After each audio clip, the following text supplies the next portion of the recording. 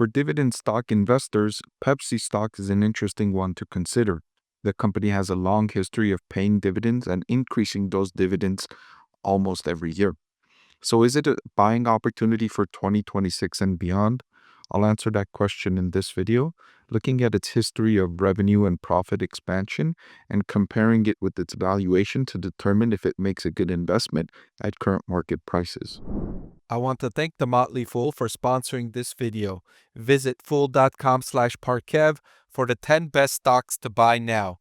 So over the previous decade, Pepsi has increased its revenue from 63 billion to 92.4 billion. That's good for a compounded annual growth rate of 4.5%. And this is pretty much what investors can look for from PepsiCo in terms of top line growth over the next decade as well. This company is not going to grow revenue at anywhere near double digits. Investors should be happy with mid-single digit revenue growth rate that then leads to close to or slightly above double-digit earnings per share growth. That's the formula that can deliver excellent shareholder returns over a very long-term period. But investors have been disappointed with PepsiCo's profitability and efficiency. Its returns on invested capital have been moving downward and reflected 9.9% in the most recent trailing 12-month period. That's down from roughly 14% in 2016 and lower than rival Coca-Cola, which operates at much higher efficiencies. That's probably why the company is facing investor activism, which are claiming the company could deliver better performance if it restructured its supply chain and restructured its operations to aim for a more asset-light approach. Now, this is a heavy industry, meaning lots of capital intensity, but if you can reduce that to some degree, it can improve efficiencies if you find the right performance improvements. Now we see a similar trend with Pepsi's operating cash flow to sales, which has been steadily declining over the previous decade, down from 17% to 12.7%. Again, investors look at this performance and see areas for improvement that management can undertake that can improve efficiency. One area could be in its bottling investments. It can divest some of those, operate similar to Coca-Cola, which doesn't own all of the assets in its supply chain. The relatively lighter business model in terms of capital efficiency and capital intensity has allowed Coca-Cola to deliver better profit margins and better cash flow from operations. That's what activists who are investing in PepsiCo stock right now are pushing the management team to do. They're pushing the management team to evaluate the whole structure of the business and find areas of improvement. Now, due to PepsiCo's worsening performance metrics on critically important categories, the company's valuation is trading at lower levels than historically would be the case.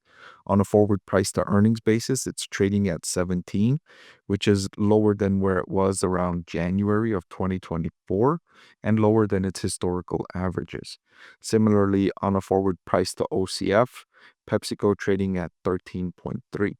So while I shared with you the worsening performance metrics, the valuation reflects those inefficiencies already into the valuation. It's not trading at a premium price, it's trading at a discount to rivals, including Coca-Cola, which is trading at much more expensive valuations when measuring by these performance metrics. So I also calculated a fair value for PepsiCo stock using my proprietary discounted cash flow model. I used a weighted average cost of capital of roughly 7%. Given the company's relatively low beta, a relatively low risk, which I actually adjusted upwards by 25% due to the increasing headwinds and increasing risk of operating the business with continuingly worsening performance. The intrinsic value per share, even after I adjusted the risk higher for the business, came to $203 per share. That's compared to the current market price of $145 per share. So PepsiCo stock looks undervalued whether I measure it on a forward PE or market multiples basis or whether I measure using my discounted cash flow valuation model. it all points to undervaluation. Of course, the risks are elevated with PepsiCo, especially as the company is looking for efficiencies and it's demonstrating worsening performance. Still, I think the risk versus reward is worthwhile. And to answer the question I posed in the headline, yes, I do think PepsiCo stock is a buying opportunity for dividend stock investors before 2026 and beyond.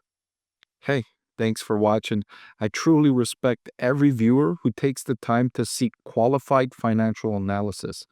Unfortunately, there are a lot of unqualified voices online giving unsubstantiated stock advice. My goal is to provide research that's grounded in data and professional training, not just what's popular.